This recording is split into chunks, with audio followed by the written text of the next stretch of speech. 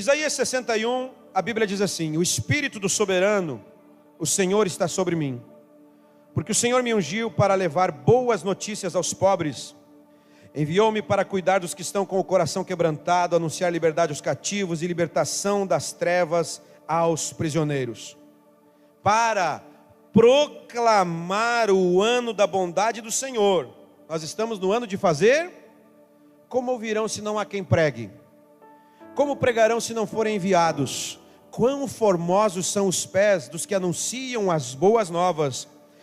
E esse texto não é um texto qualquer. Ele é uma profecia messiânica, está falando do próprio Jesus.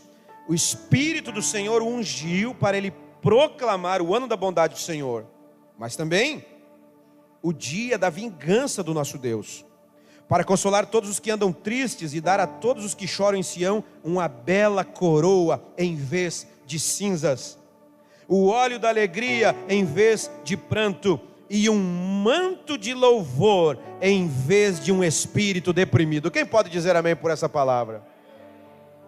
Eu vou repetir. É janeiro profético, é a profecia bíblica sobre as nossas vidas, sobre a sua vida em 2026, um manto de louvor em vez de um espírito deprimido. E ele prossegue: eles serão chamados carvalhos de justiça, plantio do Senhor, para a manifestação da sua glória. Verso 4: eles reconstruirão as velhas ruínas e restaurarão os antigos escombros, renovarão as cidades arruinadas que têm sido devastadas de geração em geração. Meu Deus, irmãos, que profecia bíblica linda.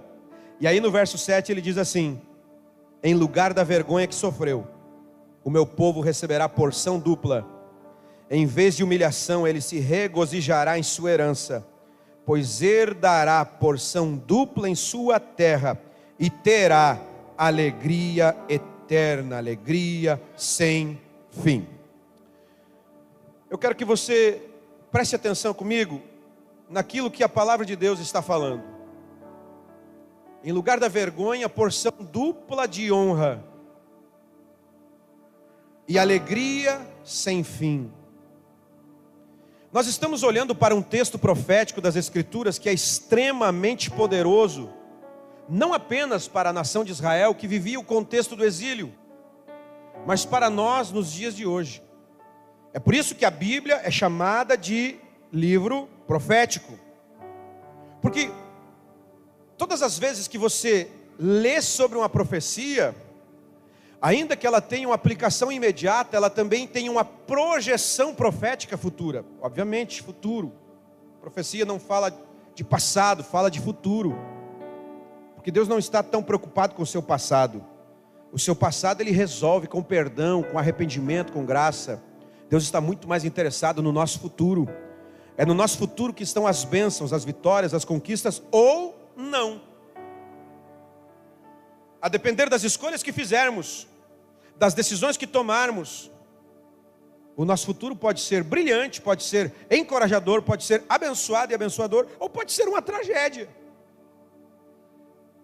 Mas o profeta está dizendo, nesse contexto de exílio, em que o povo foi deportado, em que o povo foi levado cativo, em que o povo foi levado como prisioneiro para a Babilônia, para outras nações, o Senhor está liberando um novo tempo.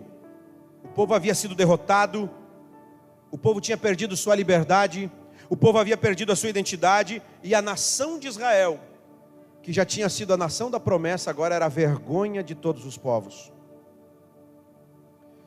Eu não sei se alguém se identifica com esse período da história de Israel. Quem sabe você cresceu ouvindo que você seria a alegria da sua casa. Você cresceu alimentando a esperança de ser o motivo de alegria dos seus pais. Ou você se casou para ser a alegria da sua esposa, do seu esposo. Você engravidou para ser a alegria do seu filho.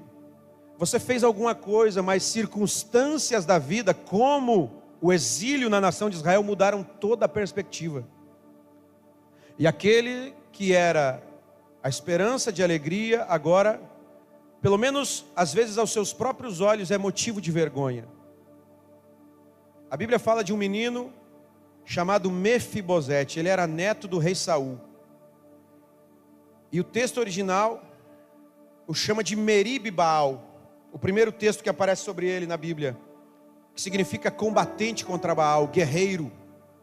Mas aquele que tinha esperança de um dia sentar-se ao trono do grande rei Saul, da grande nação de Israel, aquela criança alegre que corria pelo palácio e brincava de rei, quem sabe pegando as indumentárias do rei, porque era o segundo na linha sucessória direta, depois de Saul, Jonatas, Mefibosete.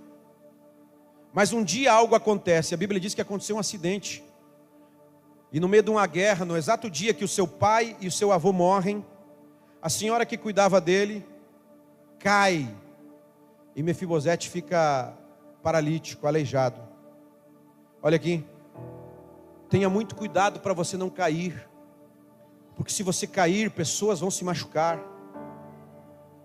Quando um homem e uma mulher cai do propósito de Deus, não é só ela que paga o preço. Quando alguém que tem o dever de cuidar cai, pessoas que foram motivo de alegria viram motivo de vergonha, e agora ele aparece como Mefibosete, e ele se sente envergonhado. Quando Davi manda buscá-lo num lugar de exílio onde ele estava, ele se dirige ao rei e ele diz: quem sou eu para que o rei se lembre de mim? Eu sou como um cão morto. Pessoas que viveram debaixo de promessas, que creram nas promessas, circunstâncias fizeram você se sentir em algum momento, por algum motivo, quem sabe motivo de vergonha. Eu venho liberar essa palavra que é bíblica sobre a sua vida. Em lugar da vergonha, Deus está trazendo dupla honra. Oh glória! O Senhor vai restaurar todos os teus motivos. Os acidentes que te fizeram ficar com vergonha, com dor, com constrangimento, parar de crer. A palavra de Deus é: o Senhor vai restabelecer. E assim como Davi disse a Mefibosete, Ele diz a você hoje: tem um lugar para você na minha mesa. Você não é motivo de vergonha. Existe uma promessa sobre você, e a sua história é a sua história. Não a negue, mas a supere. Eu vou repetir: a sua história é a sua história. Não a negue, mas você precisa superar. Não viva preso ao passado. Deus está no futuro, e os planos dele para a sua vida são de honra e de alegria eterna.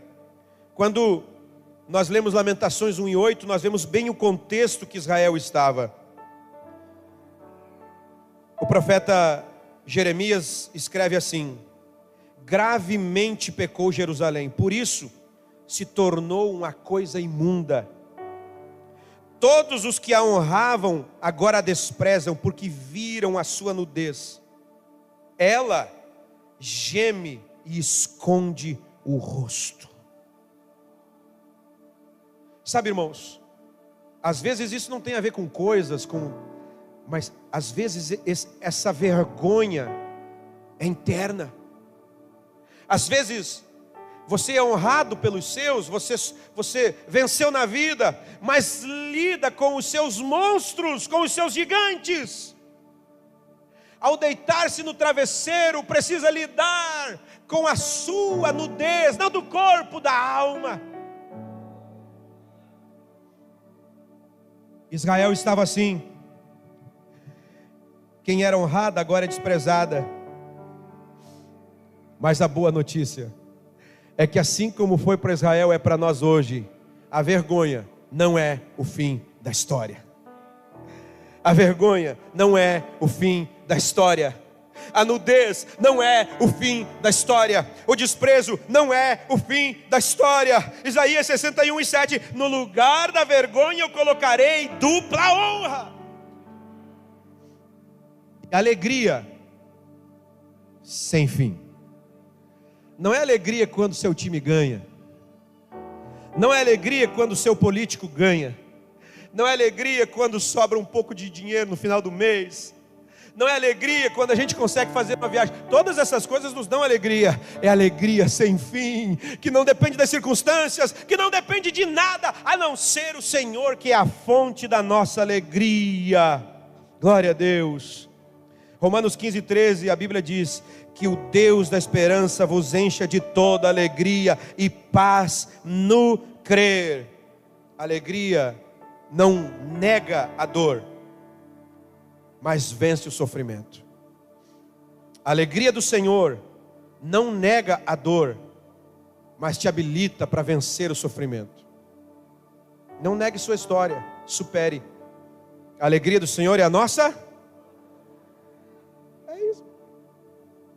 Se vai ficar 2026 choramingando pelos cantos, preso no exílio, preso nas armadilhas mentais, preso nas decepções da vida, não. O Senhor te trouxe aqui hoje para liberar essa palavra sobre você. Eu vejo o que você passou, eu sei o que você passou, mas no lugar da vergonha eu tenho dupla honra. Dupla honra. O livro de Isaías é um dos mais ricos do Antigo Testamento, e no capítulo 61 nós estamos literalmente no texto em que Jesus lê quando entra na sinagoga em Lucas 4. O Espírito do Senhor está sobre mim porque me ungiu. E Jesus diz: hoje se cumpriu essa palavra. Você precisa entender que a profecia está de pé. E da parte de Deus jamais vai falhar. Agora, para que as palavras proféticas do céu, da palavra, se tornem reais na nossa vida, só depende de nós. E isso não é confissão positiva, não. Porque Deus já liberou, Ele disse, eu já citei, repito, Jeremias: eu sei os planos que tenho para vocês. E depende do quê? Não é de nós comprar Deus, não é de nós pressionar Deus. Quem somos nós para colocar Deus contra a parede? É o seguinte, Deus, até o dia 31 desse ano, eu fico pensando Deus de perna cruzada, coçando a barba, que eu acho que Deus tem barba, que Jesus tinha, né, Lucas? Glória a Deus.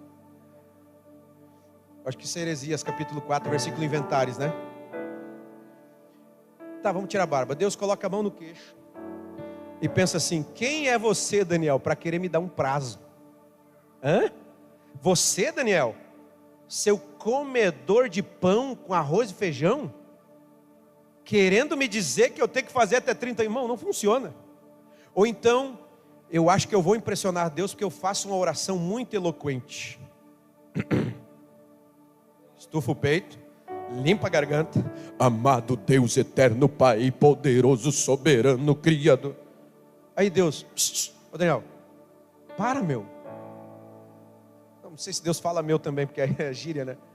Para, Daniel. Esqueceu que eu sou Deus, que eu conheço teu coração, que eu sei as palavras antes que você fale. Eu só quero que você se coloque na minha presença. Eu só quero que você seja verdadeiro.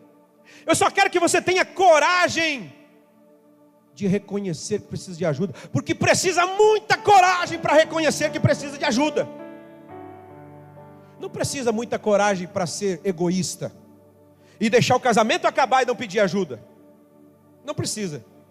Não precisa coragem para ser arrogante e não ver que está perdendo os filhos, a fé, os amigos e não pedir ajuda. Mas precisa coragem para dizer: ora por mim, eu não estou bem. Mas o Deus da dupla honra te habilita de coragem hoje. Ele não nos deu covardia, Ele nos deu espírito de ousadia. E a palavra de Deus é: não temas, não te espantes, não te assuste. Eu sou teu Deus, eu te pego pela mão direita, eu te sustento, eu te ajudo com a destra da minha vitória. Rompa com a vergonha e abrace a dupla honra. Delete o histórico da vergonha e comece a escrever uma história de dupla honra, porque esse é o plano de Deus para a sua vida. Agora, para desfrutar dessa honra dobrada, quatro pontos. Número 1, Deus reconhece a vergonha do seu povo. Em lugar da vergonha, Deus está dizendo: eu sei o que vocês estão passando. É o Adão no jardim, se escondendo nas árvores e tentando cobrir a sua nudez. E aqui era nudez literal mesmo, com folhas. Aí Deus diz: Adão, não adianta se esconder. Esqueceu que eu sou Deus, eu conheço a tua vergonha. Eu conheço a tua nudez. Eu conheço os teus erros. Só que toda vez, irmãos, que Deus nos lembra que Ele conhece a nossa vida por dentro e por fora, Ele não faz para nos humilhar. Deus jamais te expõe para te desonrar, Ele é o Deus da honra. Deus nunca expõe para humilhar. Em Lucas 6 tinha um homem na sinagoga com a mão escondida, porque a Bíblia diz que ele tinha a mão ressecada, doente. E naquele tempo, pessoas com defeitos físicos não podiam entrar na igreja. Olha só. E muitas vezes é possível que aquele homem tenha sido chutado pelos sacerdotes na sinagoga. Mas ele ouviu falar de um diferente. O cara, tem um pregador de Nazaré. Não, Nazaré. Pode vir alguma coisa boa de Nazaré? Quem sabe ele fez a mesma pergunta do Nata, né? Não, é o seguinte, esse pregador é diferente. Ele trata as pessoas com respeito. Ele acolhe. Ele é empático. Ele confronta, mas em amor. Eu acho que você precisa conhecê-lo. O nome dele é Jesus. O pai dele é Zé. E a mãe dele é Maria. Aí vai o homem da mão ressecada para a sinagoga.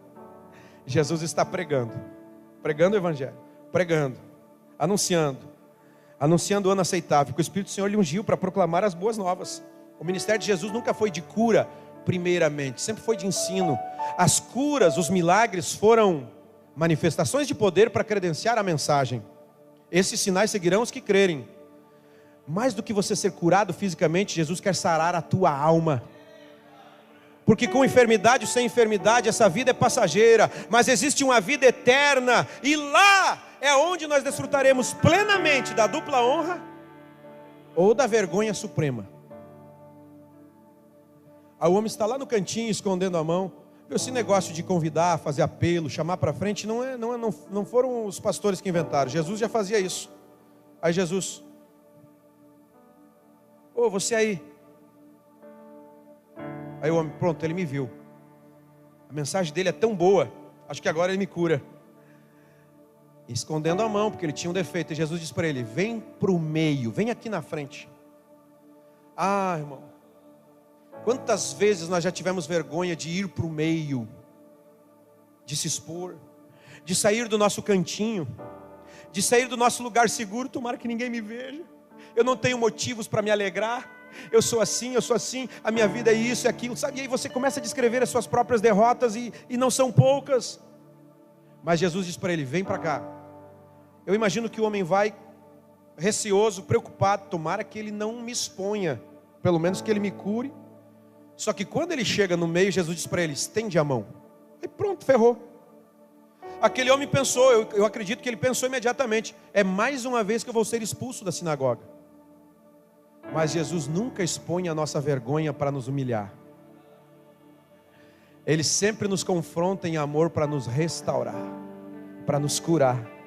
E a Bíblia diz que quando ele expõe a mão, quem sabe já esperando o chute, o grito, a expulsão, a sua mão está plenamente restaurada, curada. Eu quero declarar isso sobre as nossas vidas. Jesus conhece a tua vergonha, mas a tua vergonha não impede dele te amar, de ele te chamar pelo nome, dele te convidar para vir para o meio, dele dizer: estende a mão. Essa área da sua vida que estava ressecada, mirrada, é doente, morta, eu restauro e curo. Quem crê nisso? É nisso que eu creio, irmão. Segundo lugar, o Senhor não apenas conhece a nossa vergonha, Ele substitui a vergonha por honra. E não é uma medalha, que já é bacana, né? Os irmãos que são militares, quando o militar ganha uma medalha, é uma honra. Mas a honra que Deus põe no lugar da vergonha é muito mais do que uma medalha. É muito mais do que o título de cidadão de uma cidade. É muito mais do que uma insígnia para colocar no ombro. É muito mais do que um diploma, uma placa para colocar na parede. Em lugar da vergonha, eu colocarei dupla honra. O Senhor está dizendo, a restituição vai ir além do esperado. O Senhor está dizendo, a vergonha, a dor pode ser privada, mas a honra será pública. O Senhor está dizendo, eu não vou devolver apenas o que você perdeu, eu vou acrescentar, será honra dobrada. Irmão, isso aqui não é, não é, novamente, repito, não é negar a possibilidade das lutas. Porque esse evangelho que ignora que nós sofreremos lutas não é o de Jesus. Ele prometeu estar conosco todos os dias. E todos os dias incluem lutas. Ele mesmo disse, filhinhos, no mundo vocês vão ter aflições. Agora, pelo amor de Deus, larga a mão do sadomasoquismo gospel. Que para estar bem com Deus tem que estar sofrendo. Eu já vi gente assim. Você também já viu. Se as coisas estiverem bem, ele começa a procurar um problema. Não pode estar certo. Só pode, não, eu tenho que ver se eu estou bem com Deus, porque está tudo bem, meu casamento está bem, meus filhos também. Ele quer caçar uma luta, porque aprendeu um evangelho de culpa e medo, que não é o evangelho da graça, que para poder estar bem com Deus tem que estar sofrendo. Jesus disse, filhinhos, no mundo tereis aflições, mas ele não disse que seria sempre. Se Jesus te deu um tempo de descanso, desfrute. Se Jesus te deu uma rede, deite nela, desfrute dela. Jesus te deu recursos, aproveite, viaje. Faça as coisas que você ama. Pastor, Deus não me deu nada disso ainda. Ele vai te dar em nome dEle. No tempo dEle. Ele está te preparando, tratando seu coração, preparando sua musculatura espiritual. Porque herança fora da hora gera maldição e leva a pessoa para um chiqueiro. Pai, me dá minha herança. Era antes da hora. Perdeu a herança e perdeu a dignidade. Às vezes o Senhor não nos responde na hora que queremos porque não estamos prontos. Mas não significa que Ele não nos ame. Mas pelo amor de Deus, irmão, rompa com essa mentalidade que permeia muito da igreja evangélica brasileira. Sabe? De que tem que estar sempre sofrendo. A vida cristã é uma sofrência. Pelo amor de Deus, você segue Jesus, não a Marília Mendonça. Oh, Jesus, me perdoa que eu conheci ela. Mas a Marília foi irmã. Cantava na igreja. E o inimigo é tão astuto que ele pega os talentos que Deus deu e arranca para si. Então, você que é cheio de talentos, deixa Deus te honrar dentro da casa, não fora. Não se seduza por propostas de fora. Abra mão dessa mentalidade de escassez. As afrontas, a humilhação não podem mudar a sua identidade. Você não é o que é por causa do que passou, você é o que é por causa do que Deus disse que você é.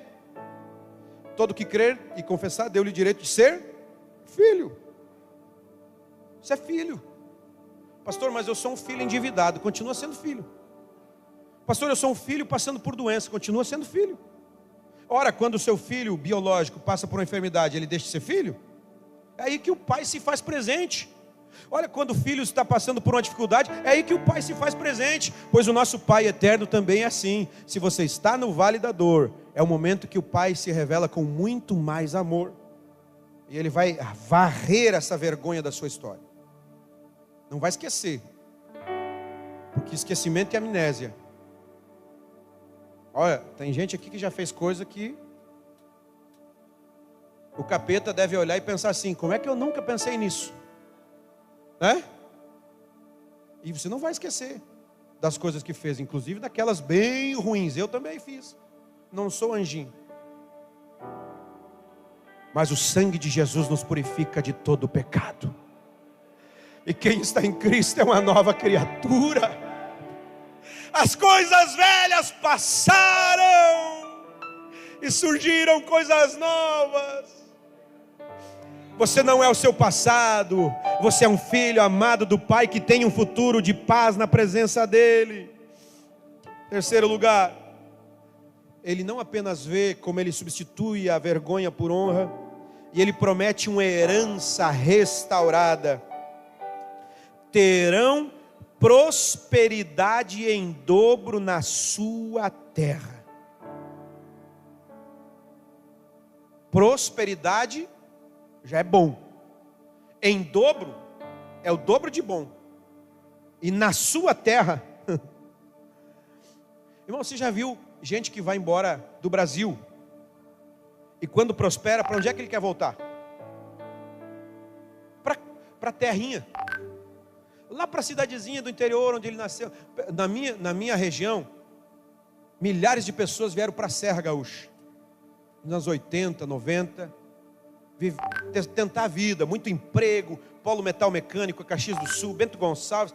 Outras regiões tinha muita gente que migrava para o Metropolitana, Polo Calçadista. Pessoas humildes que saíram do zero, Gabriel. Sabe? E quando elas romperam, venceram, constituíram uma família, conseguiram fazer, como a gente diz, um pezinho de meia. Para onde é que elas voltam na velhice? Para a terrinha. É? Vocês mesmos. Para onde é que vocês voltaram? Não na velhice, né? Vocês são tão jovens, mas na maturidade, né? Para onde é que vocês vieram? Para a terrinha, Lidiane. O Senhor está dizendo, a prosperidade vai ser em dobro, e vai ser na sua terra. Irmãos, eu estou pregando calma assim, que eu estou com uma alegria tão grande no meu coração hoje. Eu estou com uma vontade inexplicável de chorar. Há uma presença tão doce de Jesus aqui hoje. Mas o Senhor está liberando decretos proféticos sobre nós aqui hoje, desde o início desse culto. No lugar onde você não tinha crédito para comprar uma caixa de fósforo, é o que o Senhor vai te dar prosperidade dobrada. E se você quiser ir para outro lugar, vai, você é livre. Mas o Senhor vai te honrar onde você passou as maiores vergonhas. Eu quero declarar uma palavra ousada aqui. Na empresa que você foi humilhado, um dia você vai ser gerente, quem sabe dono. Eu só preciso de 2 amém, já tive. Lembrei do Patrick agora. Eu quero mais 10. Beijo, Patrick, te amo onde você estiver. Lembra de Noemi? No lugar, quando ela volta para Belém, viúva, com a nora estrangeira, viúva também. Irmão, não tem nenhum problema em ser viúva, viu? Tem umas irmãs aqui que são viúvas. Não tem nenhum problema de casar depois de ficar viúva, viu? Eu faço seu casamento com alegria. Mas naquela cultura, ser viúva era correr risco de sobrevivência. Porque a mulher não tinha o protagonismo que tem hoje. A mulher não trabalhava, não tinha renda, não tinha direitos sociais, tinha nada. Então a mulher viúva ia passar fome, ia mendigar, ia sofrer. E Noemi, que sai de Belém com o marido e 2 filhos, vai para Moabe, lá o marido morre, os 2 filhos morrem, uma das noras dá no pé, mas nos nossos exílios,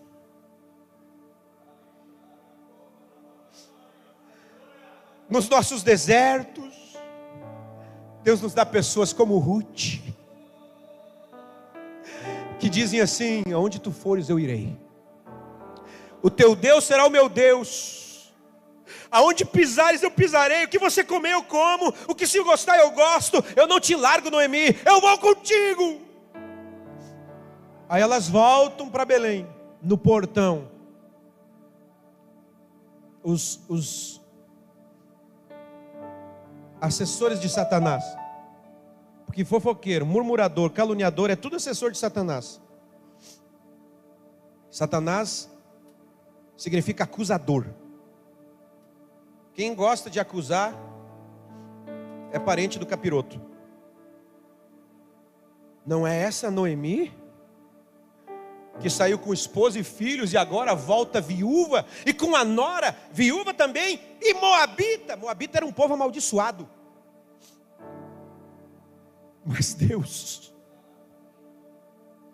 olha para Noemi e diz: no lugar da vergonha, eu vou colocar dupla honra.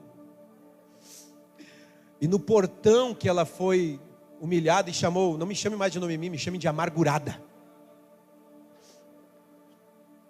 Ela viu a sua nora, que virou uma filha, se casar com Boaz. o remidor. Eu vou remir toda essa vergonha que vocês viveram. E Noemi pegou no colo Obed, o filho de Ruth e Boaz, o avô do rei Davi, o ancestral de Jesus, o Cristo. No lugar da vergonha, a prosperidade dobrada na sua terra. Se você crê nessa palavra, pegue para a sua vida. Eu quero te convidar para ficar de pé. E por fim, antes de adorarmos com o nosso ministério, em lugar da vergonha e desonra, desfrutarão de uma porção dupla de honra. Terão prosperidade em dobro na sua terra e alegria sem fim. O Salmo 16:11 diz: na tua presença há plenitude de alegria. Eu quero orar por pessoas aqui que talvez tenham poucas ou nenhuma alegria, e você já se acostumou. Acho que é isso mesmo, é sobreviver. Mas o Senhor não nos chamou para sobreviver. A gente canta aí o hino aí da irmã, né? Sobrevivi. Mas o Jesus não falou em sobrevivência. Jesus disse é vida abundante. Parece com sobrevivência? Não. Sobreviver é quem está entre os trancos e barrancos. Levanta uma vez, cai outra. Não, não. É vida abundante. Eu vim para que tenham vida abundante. E alegria, de vez em quando. Quando eu ganhar um panetone, alegria, de vez em quando.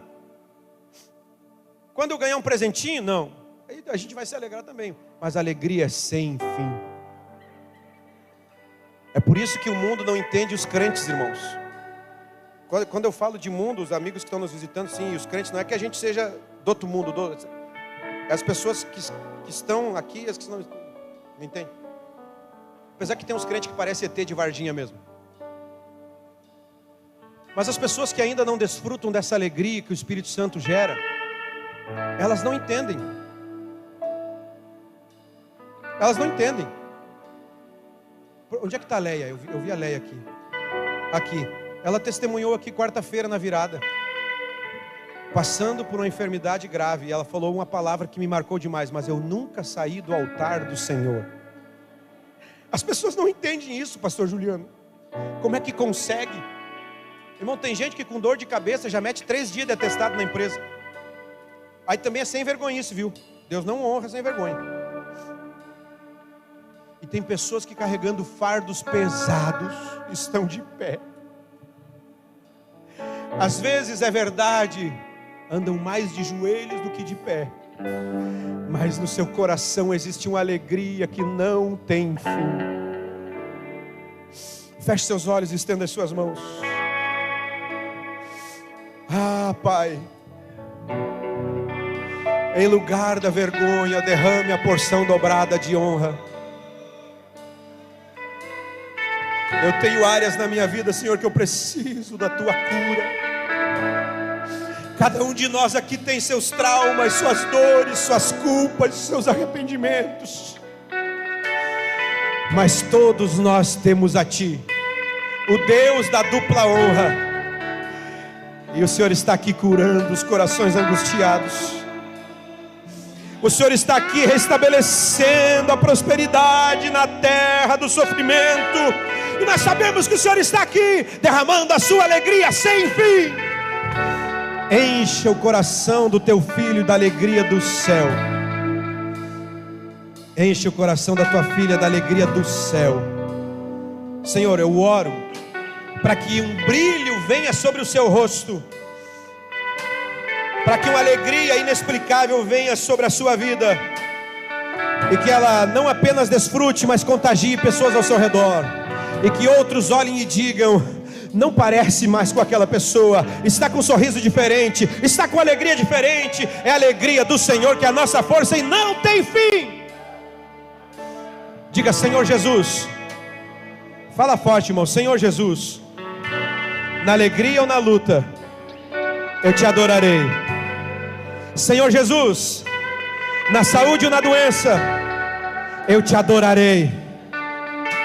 Senhor Jesus, eu creio que no lugar da vergonha, Hoje o Senhor estabelece dupla honra na minha vida e na minha casa. Se você crê nisso, aplauda o nome de Jesus com alegria.